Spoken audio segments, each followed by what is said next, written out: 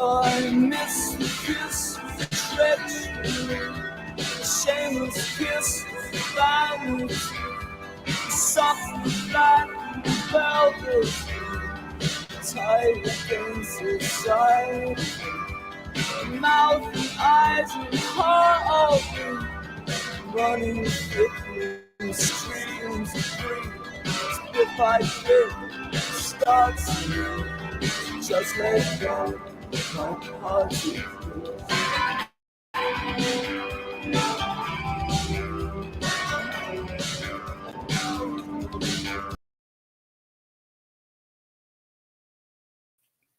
Hello, everyone. Welcome to True Crime Live tonight.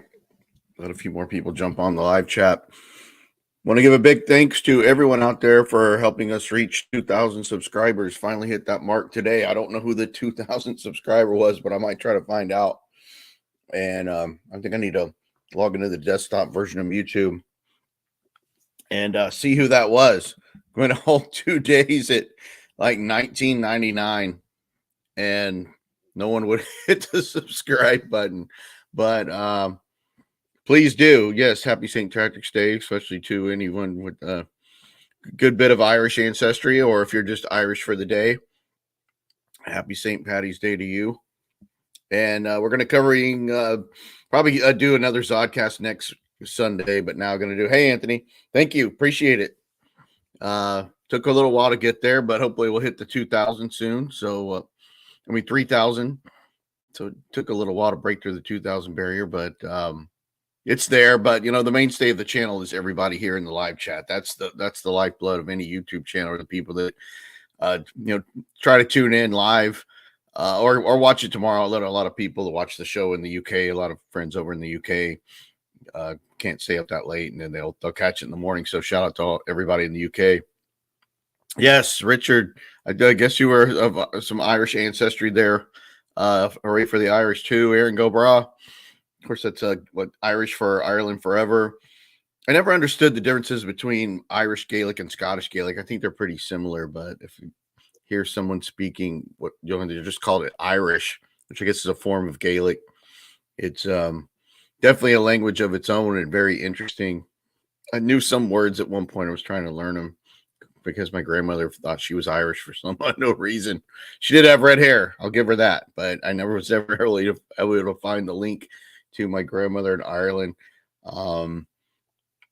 But definitely of English and Scottish ancestry. I was never able to find the Irish link, but happy St. Patty's Day for sure. Hey, Darnell, how are you? Good hearing from you as well. Chris, good seeing you. Yeah, the Gardner Museum heist is a good case too. I agree. I know Eric Eulis from the D.B. Cooper Vortex did some stuff on the Gardner Museum heist. I think he's got a couple things on that on his channel. That is interesting. I don't think they ever found the people who stole that art at all. 1/5, not bad. Solar flare, 1/5 isn't bad. That's not bad at all. That's a good amount. Muleteer, hey, always good to see Jennifer, my sister. The one family member who's you did kiss the Blarney Stone in her memory. That's awesome. I think I remember seeing pictures of her doing that. I know they hold you upside down. They literally have to hold you by your legs as you kiss it backwards, like you lean backwards and kiss it like that. I haven't done it. Hey, Sepher. I have not been to Ireland. I've been to England, but I have not been to Ireland. Of course, if I get back over that way, I want to go to, of course, I mentioned before, um, Cheshire, England, home of the Beesons. Hey, Mike, how are you? Hey, Cat Daddy, good seeing you. Of course, tonight going to be talking about a case that I used to know a lot about, and I'm going to try to do more about it in the future, which is the killing of Missy Bevers, or the murder of Missy Bevers case, which is still unsolved, which is why I have interest in it. If it's solved, I don't have much interest in a case. If it's solved, it's solved. But this one, it's always caught my attention just because of the bizarreness of this case. And it seemed one that was so solvable, kind of like the Delphi murders. I thought this case would be like the Delphi murders, where it just goes years and years and years with no leads. And so far, this case hasn't really. There's no leads have been developed in the murder of Missy Bevers. But like Delphi, I thought that case would go on forever with no real leads. And then out of nowhere, they get a prime suspect in the Delphi case. And, that's going through all its wrangling in court or whatnot. But I'd love to see something out of nowhere develop in the Missy Bevers case. I don't know if there's any DNA in this case or not, but something I'll be digging into more. I thought about writing a book on this case, but I didn't know if there was enough out there, and it's still too young. Oh, really? I didn't know that, Greg. You're Cheshire born and bred. Cool. I definitely want to get over there and see everything. And of course, my dream is to have a pull a pint and drink it at the Dysart Arms. Is ground zero for Beesons, which of course had a T in it back in the day, and then the T was dropped, and there's still Beesons and Beestuns over there. I think sometimes the T was silent, but there's another town called Beeston. I think Beeston Leeds or something in England. Same name, same people from England. So starting with Missy Bevers, this is a picture of Missy. And I'll go over the facts. Most of this is from Wikipedia. I just wrote down from most of my notes, but I'll read some of the narrative from Wikipedia. Missy was killed the early morning of April 18, 2016. She was a fitness instructor at a place called Camp Gladiator. You can see her in that one photo. She's wearing a Camp Gladiator top. That was the name of the company she worked for. And they would hold different fitness classes in places, like church parking lots, which is what she was going to be doing that early morning on that day that she was murdered, was leading a fitness class in the parking lot of a church. The detectives had 3,000 leads in this case, and I'm sure they followed them all. And this case famously has video of a suspect in the case, and they've never been able to figure out who the person is in the video. So on April 18, 2016, the body of Missy Bevers was found at Creekside Church of Christ in Midlothian, Texas. That's just south of Dallas. My sister probably knows where Midlothian is. The Bevers case garnered significant media attention after Midlothian police released surveillance footage from inside the church, captured around the time period shortly before Bevers' murder. The footage shows an unknown person dressed in what appears to be police tactical gear walking around the church while occasionally breaking glass and opening doors. And it's important to note this person did not steal anything. The person that was caught on video did not steal anything. They were just walking around, peeking into things early morning, shattered some glass on some of the doors in the church. The police do believe that the person caught on video, and I'll show some stills from that. I don't have the actual video footage. It's all over YouTube. A lot of you probably have already seen it, of this person wandering around the Creekside Church. But the police are confident that this individual is Missy's murderer. And also, a few developments have been made in this case since the investigation commenced, and now it's going on. It's going to be 8 years, I think, next month, an 8-year-old case. Missy was 45 years old when she passed away, and she lived in Red Oak, Texas. She entered the church at 4:18 a.m., very early morning, and her body was found at 5 a.m. by one of her students that was going to be attending her fitness class at 5 a.m. The class was going to start at 5 a.m. One of the students had made their way into the church and stumbled upon Missy's body. She was found dead with several puncture wounds to her chest, so they believe that was the cause of death. I've heard some rumors before that there may have been a gunshot or that involved. If that's the case, I don't think the police have released that. But they did find a hammer next to her deceased body, so it's believed that she was killed by that blunt force trauma to her chest from a hammer. Again, I mentioned nothing was stolen in the church.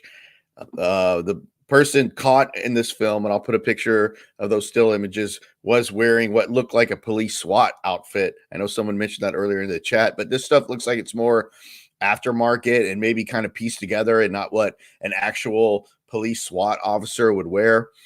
So I know here's some of the still images from that video, and they're this person's wearing like a riot gear helmet. They're wearing the tactical boots. And one thing that they noticed about this person, the way they lumbered around, they said they had something, going back to the Zodiac case, what Falk described as a lumbering gait. The way this person walked, it looked like that they had some kind of maybe either a prosthetic leg, which a big researcher in this case, Aaron Stoner, if you've seen his videos on YouTube, does some really deep dives into this case. I think he believes that this person has, I think it's their left leg, maybe a prosthetic limb, which is why they wander around the video in a kind of an odd way, and why their gait is kind of weird, the way this person walks. There's a lot of conjecture about whether or not the person that was caught on this video, the killer of Missy Bevers, could be a female and not a male. And I think that's just kind of the way the person walks, and they think it's a lot of people think it's similar to how a female would walk. So it's still open for debate whether or not the person that was caught on video in the church that morning is male or female. And I personally think it's most likely a male, but you can't rule out a female for whatever reason. And yes, they were limping around.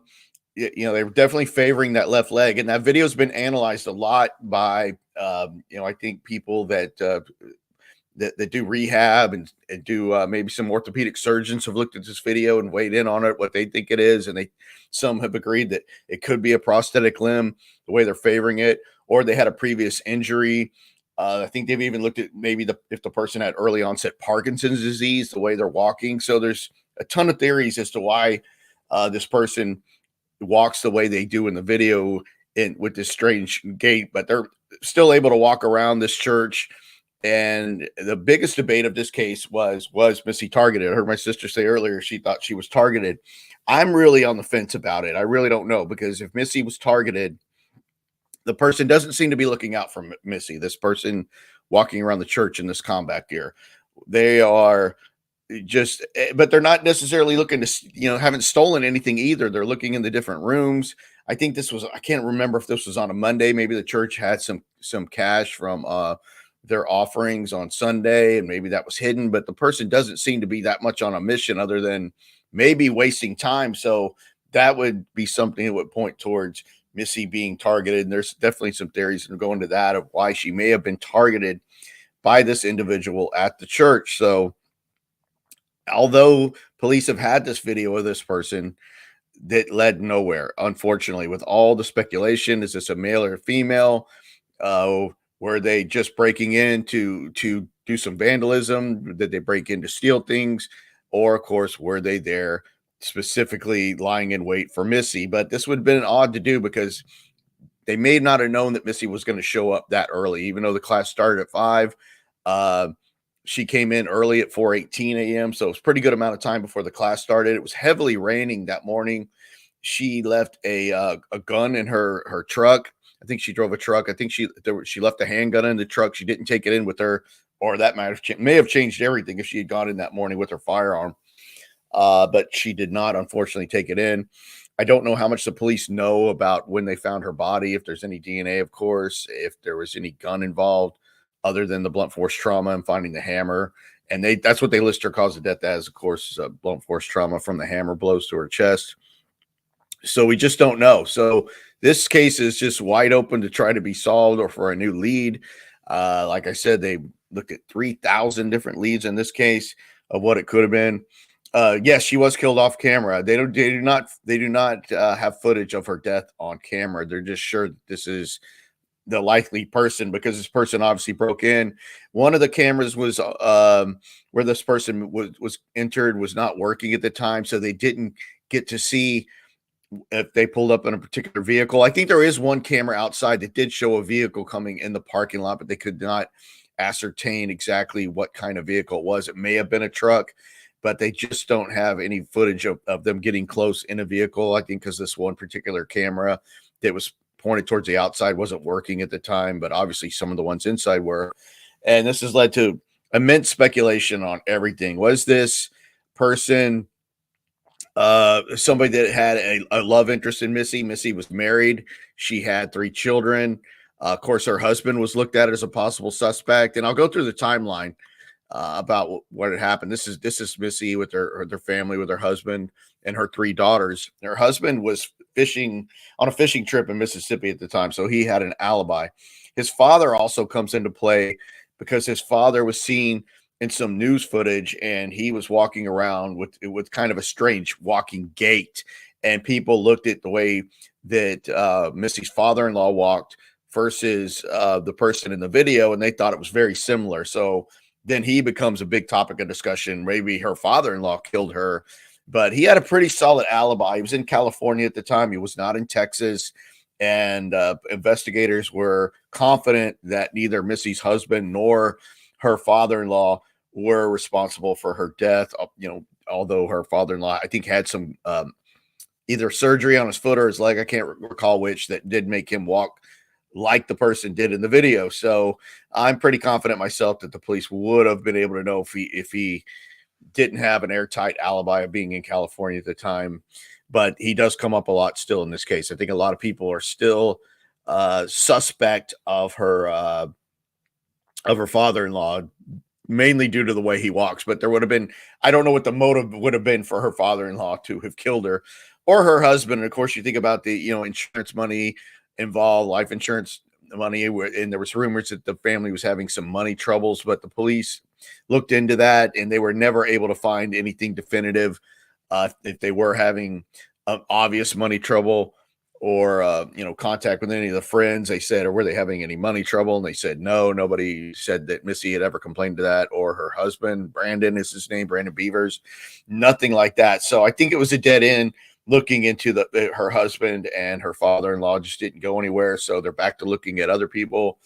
Missy had been conversing with a gentleman on LinkedIn. Of course, she was married, but they found some very flirtatious messages between her and a man on LinkedIn. And from what I know, these messages weren't really raunchy, but it was flirtatious type stuff. Kind of getting to know you, and flirtatious. You're really cute, whatever. I don't know if the messages have ever been released, but I think the police were able to track down this man on LinkedIn. They were able to rule him out somehow. He wasn't involved. Another person that's looked at in this case, and I'll just when you see him talked about, it's always in initials because this man is still alive. He's married. He was a fellow instructor at Camp Gladiator, and they had a convention of people that work for Camp Gladiator in Austin, Texas. And I can't remember how much before Missy's murdered this retreat for Camp Gladiator instructors was, but it's speculated that possibly Missy was having a relationship with this gentleman who was married, this other instructor, and he's a person of interest in this case, along with this man's wife, because I believe this man's wife had surgery on her foot. So she is some consider maybe the person in the church wearing the tactical gear, because like I said, there's a lot of people out there that believe the person on the film is a woman and not a man, and that this woman could be the wife of a boyfriend of Missy's that she met through being a fitness instructor at Camp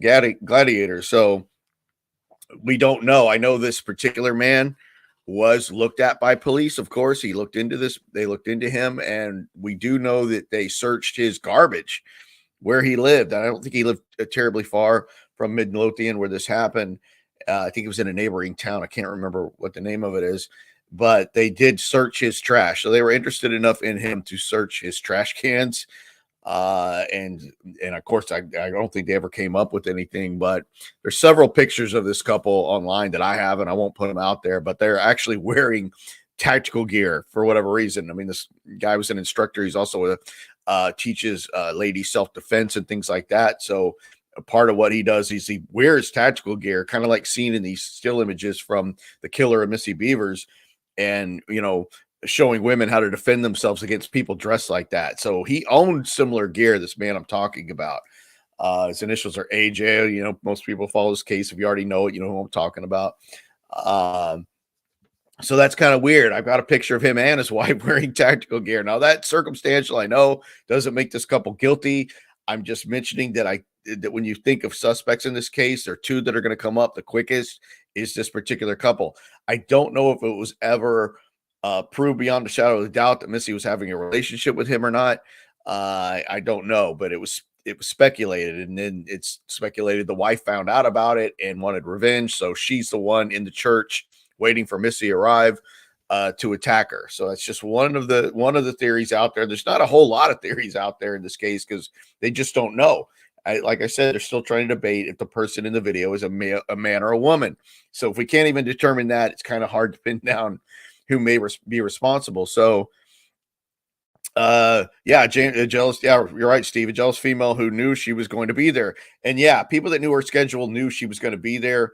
She posted her updates for Camp Gladiator and the schedule, if things would change or not. She'd put it on her Facebook page, and a lot of people had access to Missy's Facebook page. So it would have been no secret that Missy would have been at the church that early that morning to find her. So a lot of people also speculate, was this a hired hit, maybe by her husband or father-in-law or the jealous wife of a boyfriend, and that never really went anywhere. You know, a hired killer probably wouldn't have to wait for her inside. I don't know. Why wouldn't the person wait out in the parking lot? I mean, now the person goes inside, they're waiting for Missy. Of course, they broke in through a door. I can't remember which part of this church. There's a detailed map of this church online, and I put that up, but it's so confusing. It's got so many rooms and everything. It's really confusing to even look at. I think it does more harm than good. But why would somebody that was paid to kill Missy, you know, even if they're halfway professional hit person, have to go inside the church? They could have gotten her as soon as she pulled into the parking lot. Of course, that might have been dicey because Missy did have a handgun. But I don't know. I just think they could have done it somewhere else. I don't know why you would go inside the church where it would be a good, reasonable expectation by anyone that they would have video cameras inside, which they did. Obviously, that's why we're seeing that still image and the video from this person. But when you watch this video, this person's just kind of loitering around. You know, they break some glass. They don't really pick up any objects. There's like one door this person can't get open. There's like a half door. I can't remember what they call those little half doors, like you see where the kids would be in the room and the little half door opens, and they can't figure that out, and they kind of open it and they walk by it in that strange gait, just walking around. But they do look like they're laying in wait somewhat for somebody to arrive, because they don't seem to be like, hey, go find anything of value in a room quickly and get out of there. I mean, you think if you're there to rob the place, you would want to get in and out pretty quick. Find something of value. If you needed money that bad, I don't know, grab a TV, whatever, a computer, a laptop, if you can find it, and get the heck out. But the person did seem to be waiting. So it makes you wonder, was this person laying in wait for Missy to show up? And like I said, it would have been no secret that she would have been there that morning because of her Facebook page. And of course, she gets there really early. This person's there really early and can commit the crime before anyone shows up. But the person was still gambling that another student or of her wouldn't show up even earlier than 5 a.m. and find them there. So whoever this person is definitely taking a huge risk just being there for Missy. I mean, they're moving around the church and doing things that could have set off an alarm. I never heard of anything about alarms in this case. Obviously, there's video footage, but there's nothing about an alarm. You think a church like that, a nice church, nice building, would have an alarm with a motion detector, and it would have picked up on an intruder and the security company be on the way. I just stunned that this church would not have an alarm with, you know, that you would punch a code in to disarm it or rearm it when you leave. with, expensive items in it. It's hard for me to fathom that this church didn't have an alarm, but apparently they didn't. Maybe this person knew that. Maybe this person who killed her was, my IQ is pretty high, William. Actually, it was tested twice because I have OCD, so it's pretty high. But I don't know why they would do that. Why would they? It's just the one that I'm on the fence with. Was this person set there to kill Missy, or were they just knocking around, committing vandalism, wearing this stuff, and not being able to walk that well? So if you were going to hire some contract killer, why would you hire this person that clearly has some kind of physical impairment? And I don't think they would have done that just for acting and on the camera, just trying to throw police off of who it could be, trying to act like they were. But I guess they could, act like you were somehow had a wound. See here, this picture of the assailant of Missy, I think that kind of looks like a woman. I mean, what do you guys think? I think this particular shot here, I don't know, just the way the person's standing and the way the person's built. I mean, that kind of looks like a kind of like a heavy set female to me.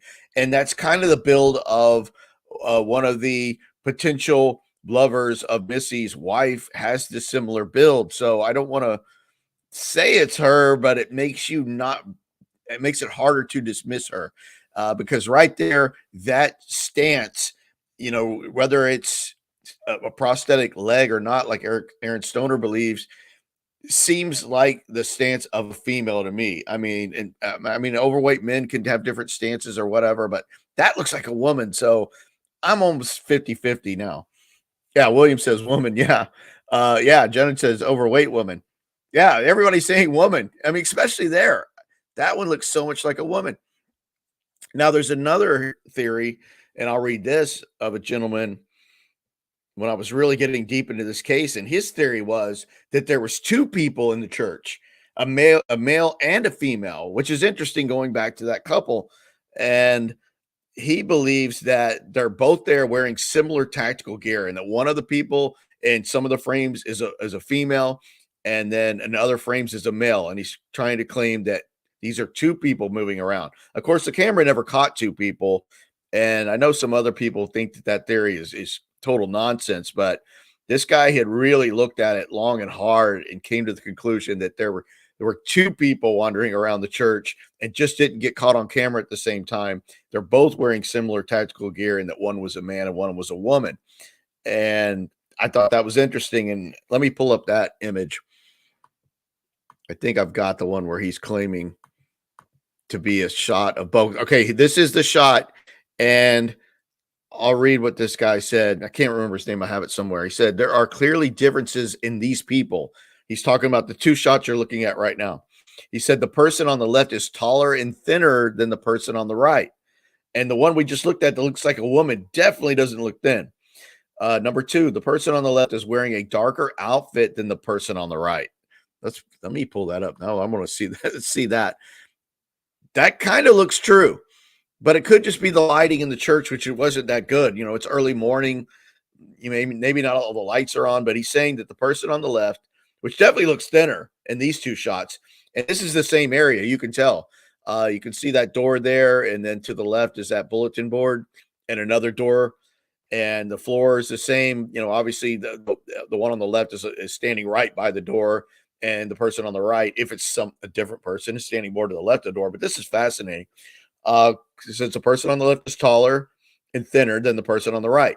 Person on the left is wearing a darker outfit than the person on the right.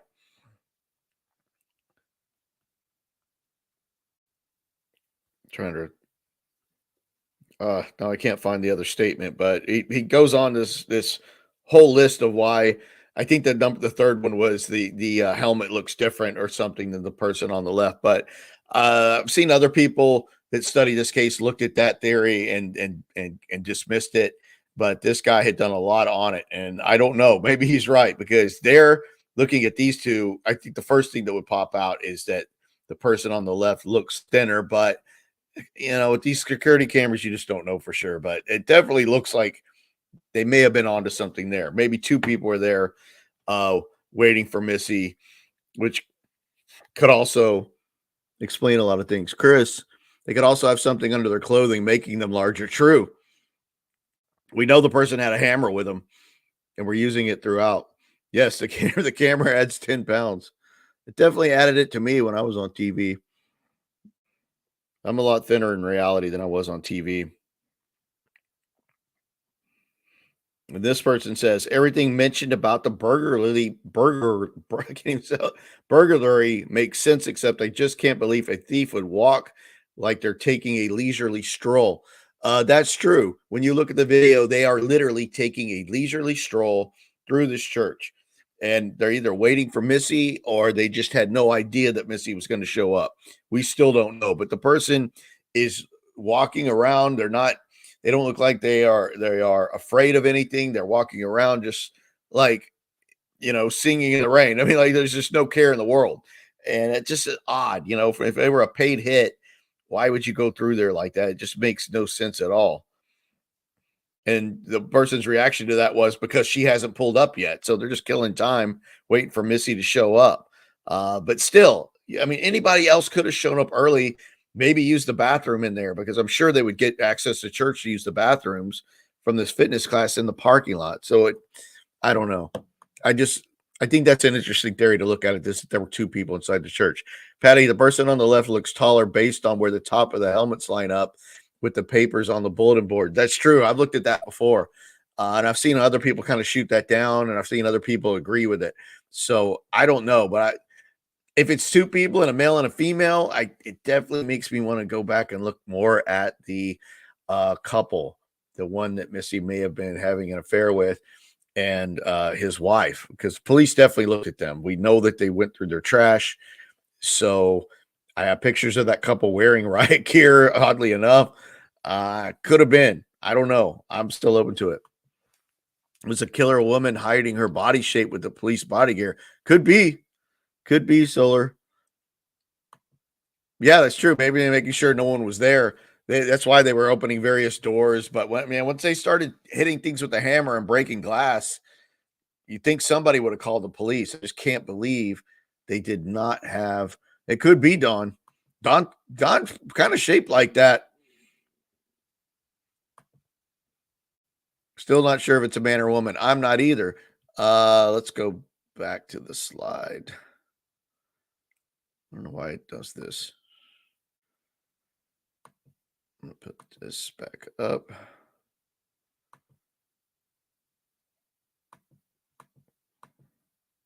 And behind me is a picture of the Southwestern firearms store. Now that comes into play because earlier that morning in this store, it's a gun store, mainly a gun store. It's called a sporting goods, but it's a sporting goods store. Sometime early that morning, and I'll go over the timeline. Somebody drove through the parking lot of this store, and a Nissan Altima is the car that was seen on video footage driving through this Southwest firearms store. And it was at night. It was raining really hard. It was 2 a.m. Of course, this is still a pretty good time before Missy's found at 5 a.m. by that other student. But this is the store behind me. It's Southwestern Firearms. It's literally maybe, I don't know, a quarter of a mile away from the Creekside Church where Missy was murdered. But they have video at the store at 2 in the morning. This Nissan Altima drives in, and you can see it's raining hard. They drive around to the back of the store. There's another car at the store at the time, so maybe this person was planning on robbing this firearms store shown behind me, and they saw the other car parked there, and they started thinking twice about it, that maybe somebody was already there at work or a night guard or something like that, and they changed their mind. This Altima, of course, the police are on the lookout for whoever this was, and they were never able to find the person that was driving this Nissan Altima seen on security footage from this firearms store. They said the car had a round sticker on the back, and that's all they could make out. There's a YouTuber named Aaron Stoner, who I mentioned before, did a deep analysis on this video, and he, used, some really high-end software to zoom in on the images of whoever this person was inside their car. I don't have copies of them. They're on Aaron Stoner's YouTube channel, and he enhances it as much as he can, and he is trying to get a kind of a picture of how this person would look. And of course, the assumption is the person that drove in to the parking lot of this store is Missy's killer, because maybe he was waiting, just killing time before, no pun intended, before Missy was going to show up down the street at the church. Or was he planning to rob this store and then thought better of it and still wanted to go vandalize or break in something and steal something? And he just goes down to the church for an easier target because he doesn't see anybody there yet. That's the assumption. I don't know if the police firmly believe there's a connection between these two things or not, but I do. It's really strange when you see the video of this car pulling into the parking lot of the store, drive around, they wait for a period of time, and then they wind up leaving, going towards the direction of the church. So we don't know. It still would have been too early in the morning for when the person enters the Creekside Church, which was, I think, about 4:23 a.m. and past 2 o'clock in the morning when this Nissan Altima leaves this firearm store. So we don't know. But Aaron did a lot of work and even developed a living suspect from that video by looking at multiple pictures from men who were incarcerated in Texas for various crimes or not. I don't know if he ever tied this gentleman to owning a Nissan Altima that was spotted in the footage of this or not, but he came up with this sketch of this man here based on those video images that were taken from the parking lot of Southwestern Firearms. And I don't know how he could have done this, but he did. But I think that the images are way too blurry to try to really make out a good suspect profile. But this is what Aaron came up with, is a picture of this gentleman. And then he found a suspect that he thinks is a good fit that looks a lot like this. He's a bald gentleman. I think he's in his 40s. I think Aaron took some heat from announcing this guy as a suspect as he's still alive. I don't know if he's gotten anywhere with it or not, but these two images of what he thinks the person looked like from that video footage. So could this person be the one or the person of Missy's killer, or one of the two people, if there's two, inside the church? We don't know, but it's interesting that he comes up with these sketches based off of that film. So I just don't know. I think it's I've seen the film and it's just too grainy. It's raining hard that night. I mean, at 2 a.m. it's raining hard, and these cameras are kind of up high or whatever. They're not zoomed in on this guy. It looks like in one of the shots in the Nissan Altima, like the person's the seats reclined quite a bit, making you think they're maybe taller as driving that smaller car, and that doesn't really line up with the people that were seen or the person that was seen on the video footage from the church. So that's the whole story behind the Southwestern Firearm connection. But the police absolutely wanted to find the driver of the Nissan Altima shown in the footage, and they never came forward. I mean, and they were looking everywhere. There were still pictures of the car. I think the police are doing everything they can to try to solve the case. We're never, ever able to find this individual that was driving the Nissan that was in the parking lot of the gun store. So that makes me wonder if they weren't Missy's killer, whoever that was. And I will say it did look fairly clear in the footage from the gun store that it was only one person in the car. So if there was two inside the church, and it was connected to the gun store video, you would think you would have seen two people inside the Altima, and they don't. It looks fairly confident there's only one person, but not 100% because it was dark. Somebody could have been in the back seat, or maybe you just couldn't see the person in the front seat. But I think at one point the car is kind of under one of the lights, kind of like this one here in the parking lot, that pole light right there, and it's shining down through the windshield of the Nissan, and you could definitely see a person driving the car, and you cannot see a person riding next to them. So that's something else to consider. If there is a connection between the car and the footage from the gun store and Missy. Let me try to fix this slide. I don't know why it does that.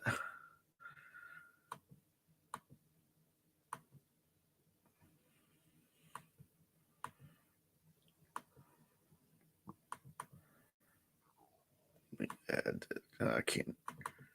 Trying to change my full screen layout. Okay. There it goes. Of course, that's Missy.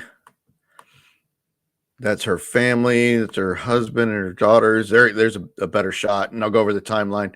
There's a better shot of the images that Aaron Stoner came up with, and of course, those are really would be the only sketch of a profile from the case at all is from Aaron Stoner, and it comes from the gun store and not the church itself. So that's the only composite of anything from the thing, and then the only other thing we have, of course, are the images of the person walking around in the riot gear. That's a good point. Altima is not a macho guy's car, but it's a common rental car. That's a good point. And there was some kind of circle sticker on the back of this Altima, and they tried to enhance it as much as they could. They couldn't find it. One thing that going back to the car in the sporting goods store video is that Aaron, and I think he might be right on this, and I can't, God, what's the other guy's name that covers this case a lot on YouTube, did a lot of analysis of the video as well, and they were really honed in on the license plate. And Aaron thought that it was a Texas plate. Of course, we're in Texas, so it should be a Texas plate, but had the handicap logo on it, in the middle of the plate with the wheelchair, the international handicap symbol on a Texas plate. And I pretty much agree with Aaron on that it does look, it's grainy, but it does look like a Texas handicap plate. And I think he did pretty good research. Of course, you can't make out the numbers on it, or you'd be able to try to track it to see if it was a rent car or who owned the Altima. But it would make sense if this was Missy's killer and they're lumbering around in the church like they have either a prosthetic leg or had some kind of surgery or a wound back in the day, or some kind of leg injury. It would make sense that they drove a car with a handicap plate. So that's interesting. And that's another potential tie that the person driving the Altima was ultimately Missy's killer and just waited somewhere else when they left the gun store parking lot, and then go to Creekside, or they waited in the parking lot at Creekside for 2 hours or so until they go into the church, and then they're just waiting for Missy to show up. So if it is a Texas handicap plate, I think that makes it a really good possibility that that's the person we're looking for, was the driver of the Altima. So let me go to the timeline.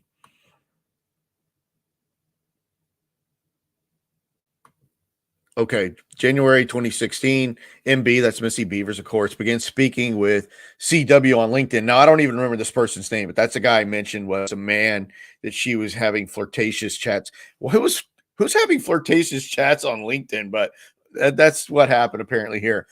Conversation turned flirtatious and familiar and continues up until Missy's death. April 14th, Missy Bevers posts Facebook post from Austin. Remember, I mentioned the Austin retreat for the Camp Gladiator instructors. She posted a picture, I think, with the other, let's just call him person of interest that I mentioned earlier. I think she posted a picture with him and maybe some others in the group. I don't recall. It's been a while. April 15th, BB, that's her husband, is Brandon Beavers, has minor surgery, outpatient procedure at BUMC. MB posts, Missy posts Facebook photos from Austin again. At some point, Missy Bevers receives creepy LinkedIn message. Now, I assuming they're still talking about the same person, CW up there. I think that's who they're still referring to, and I don't know what that message was. I'll have to find it, but they're calling it a creepy message. April 16th, Missy posts Facebook photos from Austin again.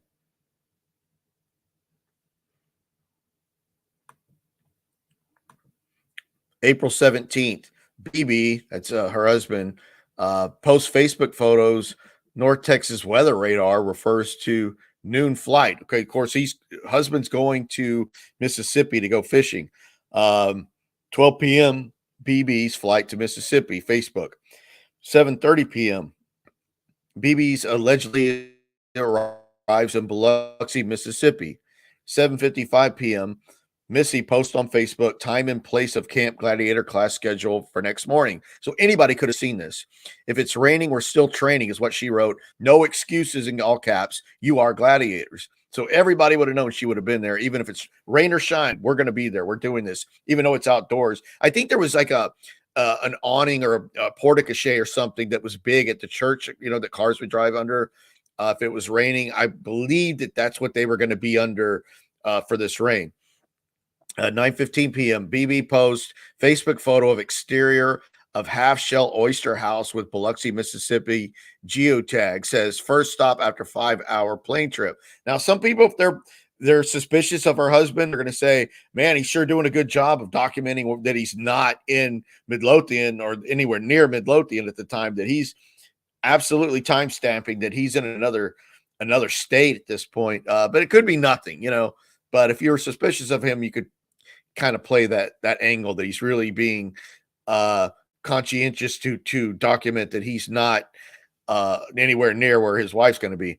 9:23 p.m. Missy Beaver posts on Facebook that she's going to bed, has to be up 3:30 a.m. of course, to teach that early class. 9:30 p.m. MB and BB allegedly speak on phone before bed. They say I love you. Okay, so that's showing that maybe things are at least okay on the surface between her and her husband. April 18th.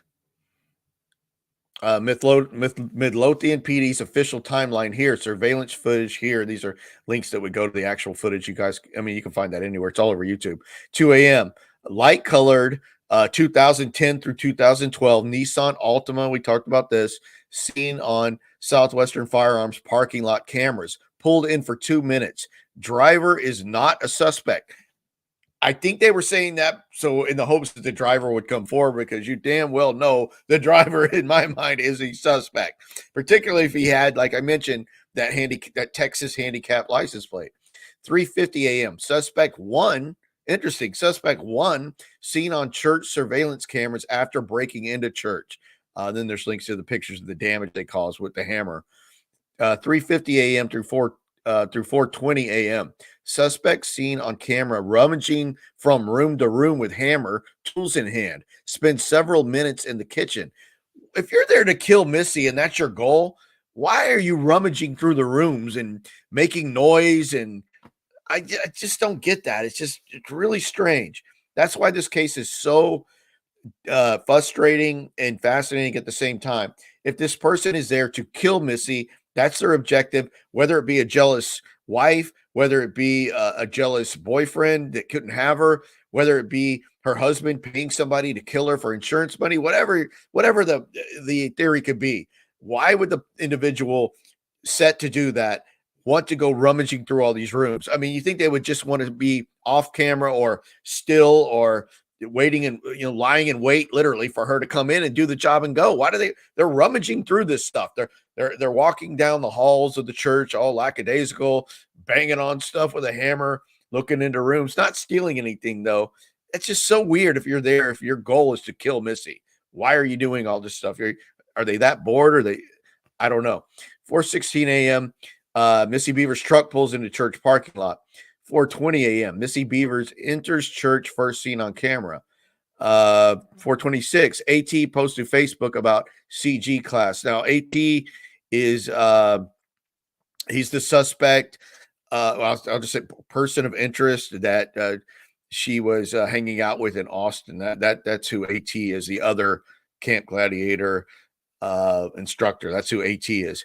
4:35 a.m. First Camp Gladiator camper arrives at church, waits in the car parking lot.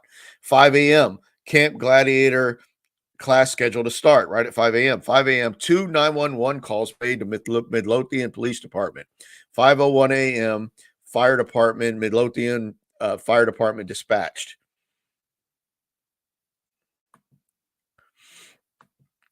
So then, of course, they show up. They find Missy's body. They find the hammer next to her. I don't know if they found anything else there, like a gun or gunshot wound or anything. I don't know if that's ever been reported. I think the police know certain things that they haven't never released, kind of like the Delphi case, where they were always sitting on a lot of information in case they ever find a person that a person of interest or a suspect that they could line up with.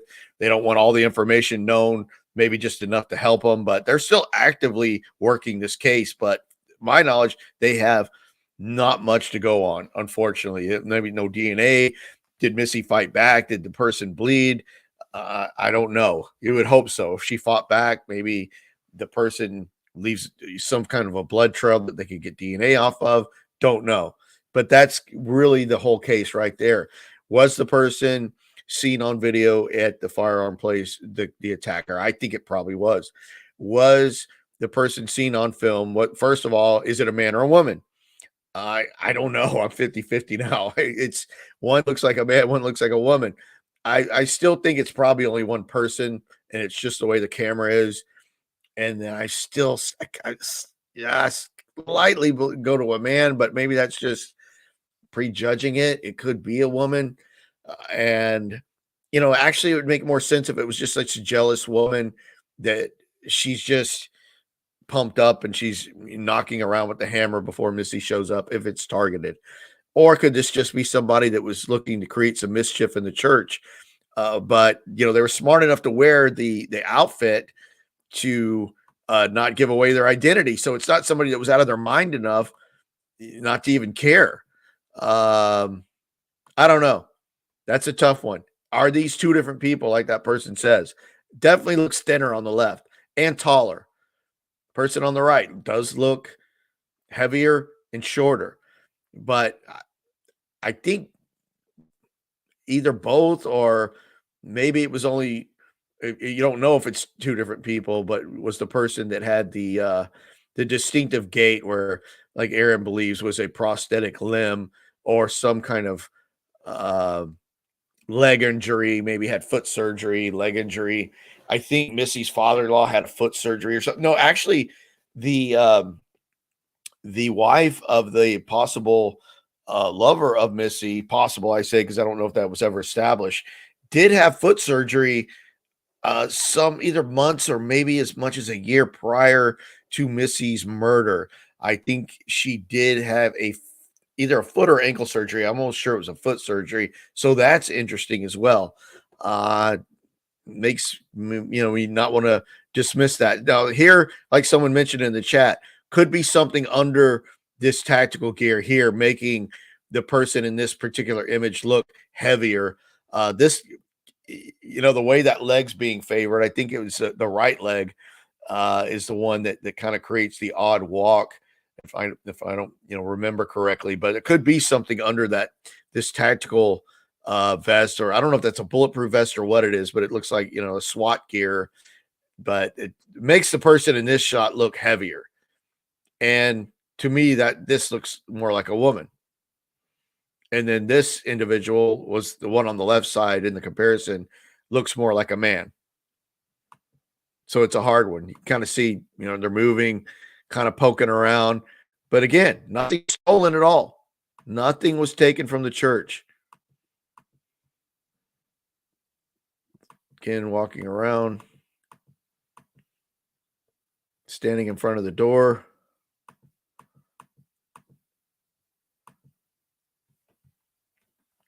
So that's the case of Missy Bevers. That's where it is today. Now let me go to the comments. Put that up. That's a good point, Chris. Very, very few women have that kind of violence in them. That is a good point. That's true. It makes you think of a man, because it's just rare for a woman to be able to take a hammer like that and do something like that. But oddly enough, the couple that I'm referring to, I have a picture of them wearing riot gear, holding hammers. Oddly enough, I'm not going to put those up. These people are still alive. I'm careful, but I don't know if this particular woman could have had that kind of violence in her. I don't know, but you're right. It's just, if you had to make a money bet on it, I'm going to still go with the man, just because of what you said. Randy is a retired math teacher. They could use trigonometry to find the heights of two pictures, which show one or two perps. They've tried to do that. I don't know if Aaron did it or God, who's the other guy that does the YouTube videos on it? Oh, Patty, you know his name. Can't remember. I think he really tried to line that up, and he came to the belief that it's only one person. But I think they did try to gauge the perpetrator's height based on where they were standing by the door and things like that. And I think the police came up with a 5'8". So 5'8" is pretty tall for a female. But if you're wearing tactical boots, it could have made a 5'5" or 5'6" woman appear 5'8". So who knows? But I think the police tried to do that with the video, and they came up with a height of about 5'8". for the person that's in the video. Still think it's a man, but not sure. I know. Some of those really make you question it. They really. Tom Webster, thank you. Yes, it was Tom Webster. Check out Tom's site. He did a lot of Delphi videos, and he did some really, really great Missy Beaver videos. Both Tom and Aaron are the two main YouTubers that cover this case. And at one point, I might have one or both of those guys on. Yes, photo speaks volumes. But that's why this case is so perplexing.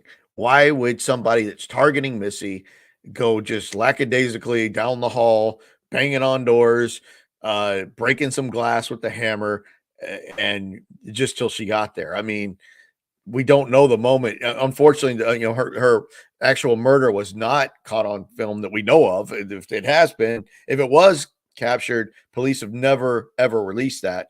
But at least you would know, was the person surprised? Were they not expecting someone to show up at the church that early in the morning?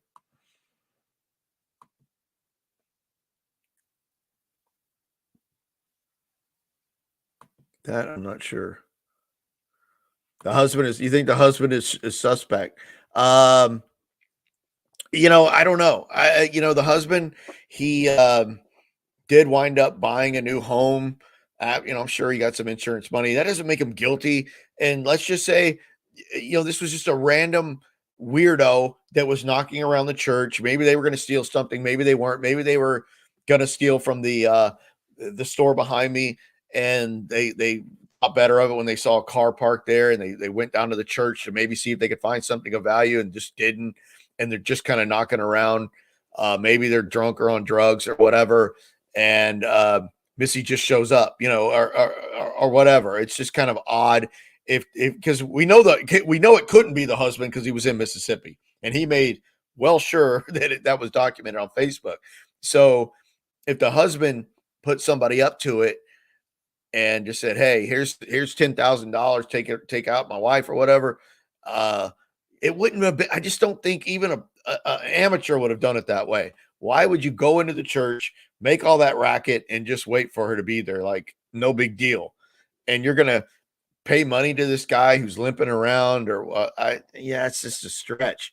But yeah, I think he did get insurance money, did buy a house. But like I was saying, if it's just this random person that never knew who Missy was, she's in the wrong place at the wrong time, startles this guy, he winds up killing her. Well, now we're looking in her life. We're looking at who she might have been dating. I mean, like, she had affairs, or who she was flirting with, and who she was being flirtatious with on LinkedIn, because she was attractive and fit. I think she used to be heavier and lost all that weight, pretty attractive lady. There's going to be all kind of men that are messaging her. They don't care if she's married. That's just the way that they are. And these are people that may never have ever, thought about killing her. But now that she is murdered and we don't know who did it, we're looking into all this now. So everything looks suspect. The husband, the guy on LinkedIn, the guy that she was hanging out with in Austin who's married, the wife of the guy in Austin. Everybody's going to get scrutinized, and they should, because we don't know who killed this woman, and we got to find out. But none of it may have anything to do with who this person was. None of that. The husband, the father-in-law, the other men she's talking to, none of these people might have anything to do with this. We're just looking at it now because we don't know who did it.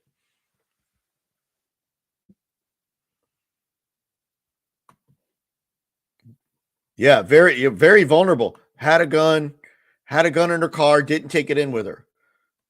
But man, that early in the morning, I mean, anywhere. I think she should have kept that firearm with her going into that building, knowing she was going to be by herself that early. 4:23 a.m. First students don't show up till right at 5 because it's so early. Maybe sometimes some will show up 15 minutes early, but not 30 minutes early. Completely vulnerable. You thought yeah. The stoner image looks like Joe Shones.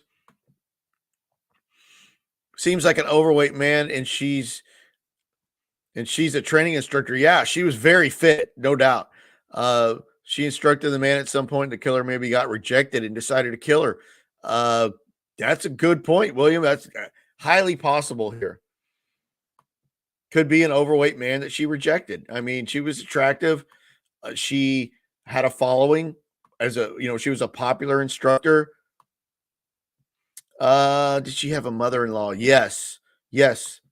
Yes, Missy did have a mother-in-law who's spoken out on the case quite a bit. I can't remember her name, but yes, she did.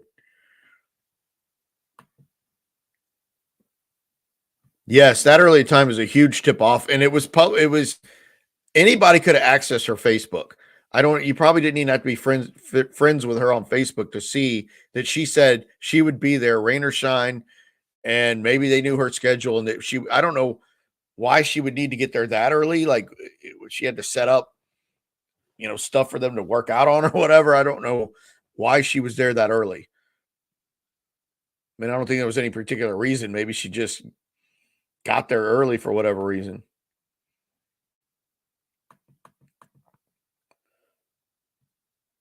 Yeah. Goes away from a jealous female back to a mentally ill or druggy misfit. That's me. Yeah, I don't think it was a hired hit, but the way they're acting in there is like they're mentally ill. Thanks, Randy. Definitely stop by next week. Thanks for stopping by.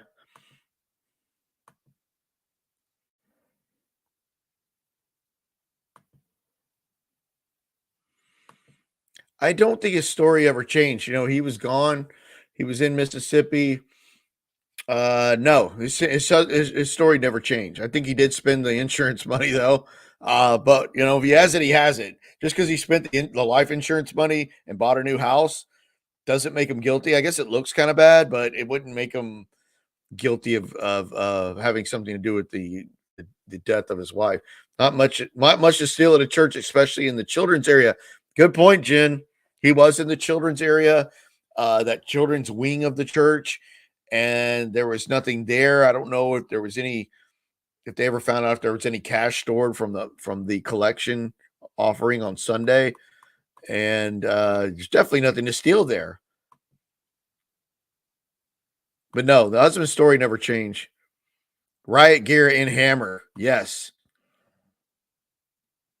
Yes, the father-in-law did. I mentioned that earlier. The father-in-law was seen in at least one for sure news clip with Missy's husband, and people noticed the way the father-in-law walked, and he did have a strange gait to his walk. And I don't know if it was ever determined that the father-in-law had an injury or why he did that or a previous surgery, but he did have a similar gait to the person seen in the footage from the church. So that kind of put him on the radar, but he had a good alibi. He was in California, nowhere near Texas. And a lot of people still don't buy it. They're like, no. Maybe he just was enough to fool the police or whatever. But from what we know, the alibi was pretty solid that he was in California. And I don't know if that was just a fluke that he was gone when this happened or not, but he did have a similar gait, excuse me, to the person in the video, which gets them on the radar. Hey, Keith. Wow. That's crazy. Keith says, be careful. Brandon Bevers was watching your show on your Missy Bevers episode. That's crazy, Keith. And so did it come up? Did he come up in your chat? Dang. Hey, but I never said Brandon had anything to do with it. I'm just going over the case. I've even said that, it wouldn't make any sense. I mean, if you hired somebody to do it, why would they be walking around like that? I just don't get it, and if Brandon obviously didn't do it because he was in Mississippi. We know that. I also believe that his father was in California. I think the cops are going to be able to nail that down. They're going to be able to, they have ways of knowing, how you got there. Did you fly this or that? We know that Brandon was in Mississippi. This doesn't look like a hired killer to me. It doesn't. I'm almost thinking of somebody mentally ill breaking into a space that got caught. That's where I go. I think it was probably the person at the store behind me that came in, because it's really odd the way that Ultima was, the way they parked there, and it's pouring rain. You could see the Ultima drive around to the back. They see that there's another car parked there. And I don't know if it was ever determined if that person, there was somebody in the store, like security, or somebody just came in early. or they just maybe left the car there. Our employee left the car there because it wouldn't start after work or something. But it'd be crazy to break into a store like this. I mean, they've got guns, I mean, people would definitely, it'd be the first target other than a bank to break into a gun store and steal guns and ammo.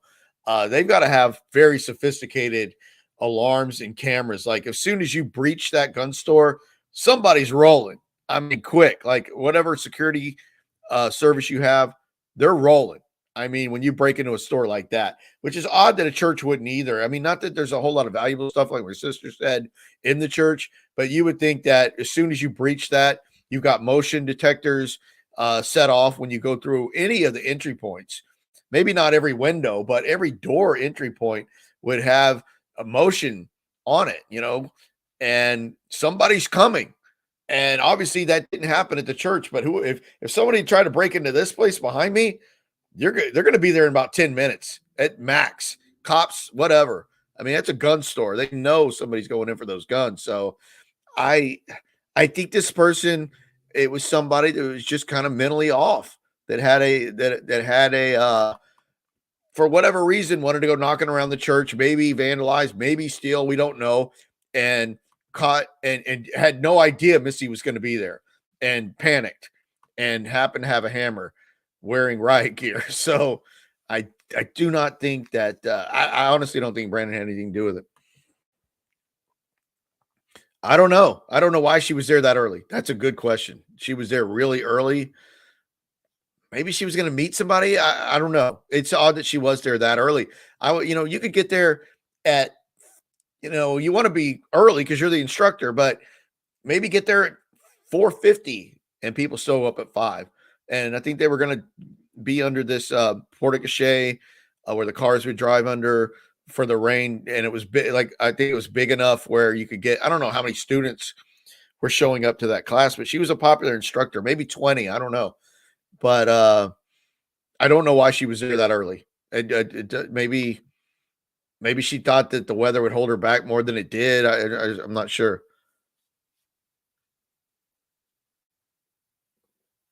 He does resemble Joe. I agree with that. Anthony agrees the mental illness theory is being very plausible. I think so too. Anytime. I do. I kind of lean to the mental theory because a hit person, even a non-professional, why if you were paid to kill her or doing it for a friend or whatever the case is, okay, go take her out for whatever reason. I want her insurance or whatever. Why would you go into the building? Okay, you know where she's going to be, but you could have just caught her off guard in the parking lot, maybe, where she doesn't have her hand on her firearm. Going into the building is a game changer because now you're on camera, even though you have a disguise, but you're still on camera. Somebody else could have shown up. Another student could have shown up early. That's a game changer. I mean, if you were doing it as a hit, I just don't see the need to go into the building. I just doesn't make sense. Maybe you get her right after she gets out of her car walking to the building, or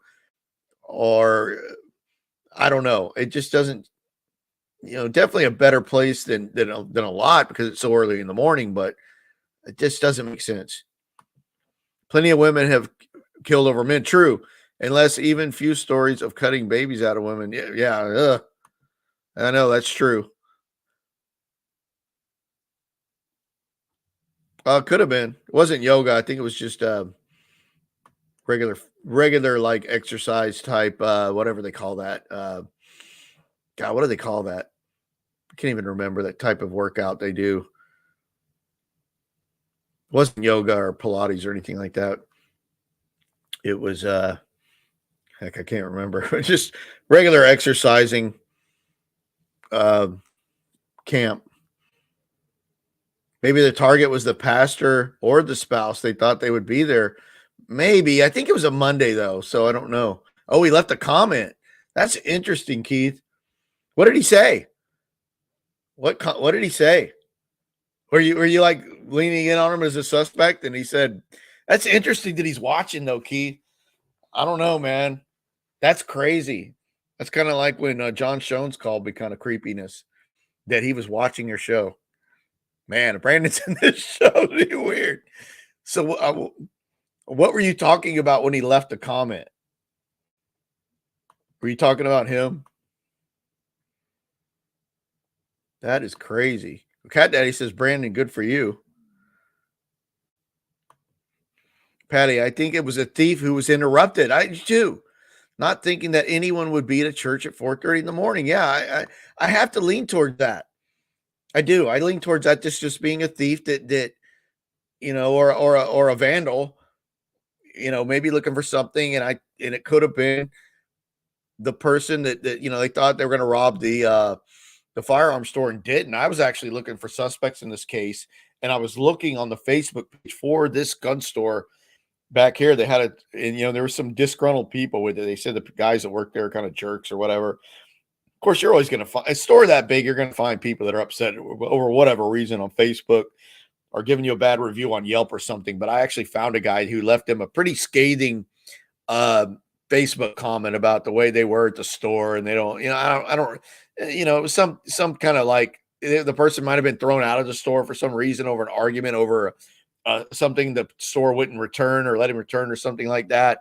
And this guy was like off and on in a wheelchair, so I was kind of looking at him, but I'd never say his name on here.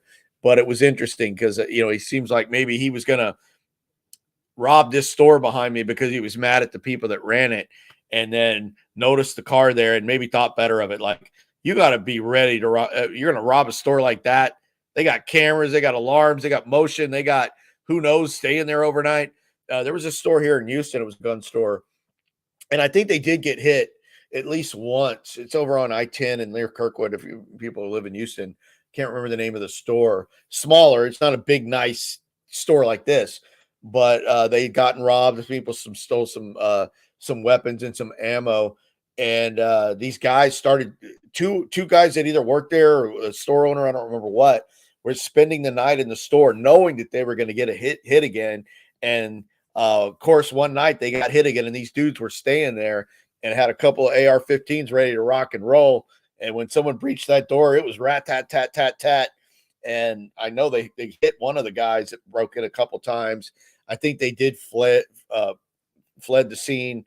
I don't think he killed them, but I think they definitely took a few rounds on the way out. So that's the stuff that you got to think about when you break into any kind of gun store. Somebody might be laying there with an AR ready to get it on. And maybe they just thought more about it.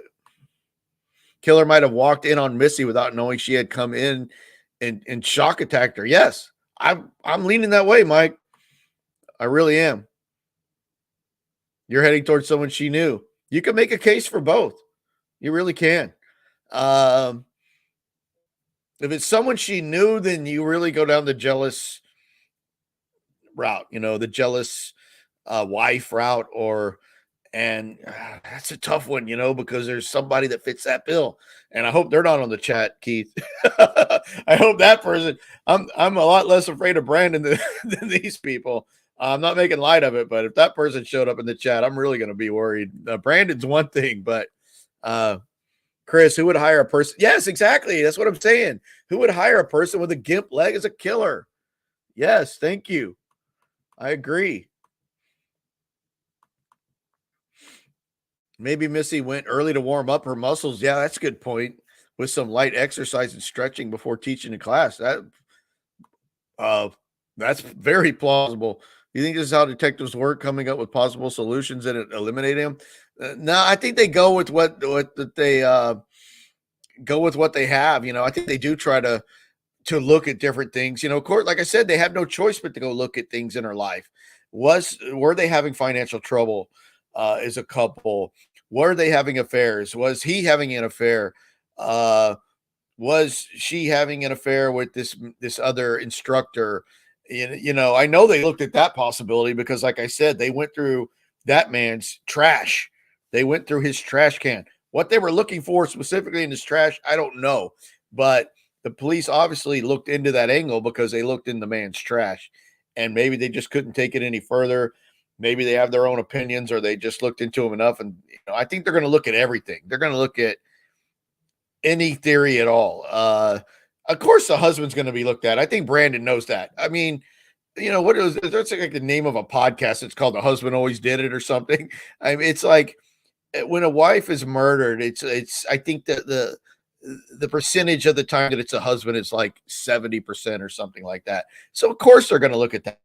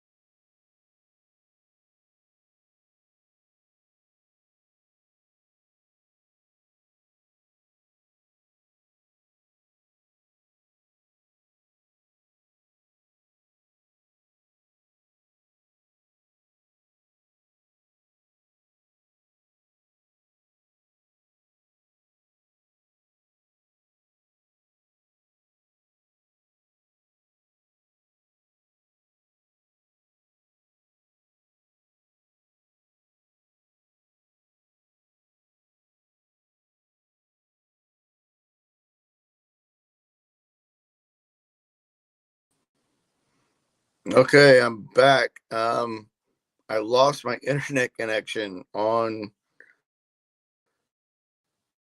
my laptop. I don't know why. So now I'm using my phone. That's why the green screen is gone. Yes, someone ghost boxed me. It's probably the ghost box from Noreen's show. Can you hear me now? Yeah, I'm on my phone. I have no internet. It was Joe. There's no doubt it was Joe.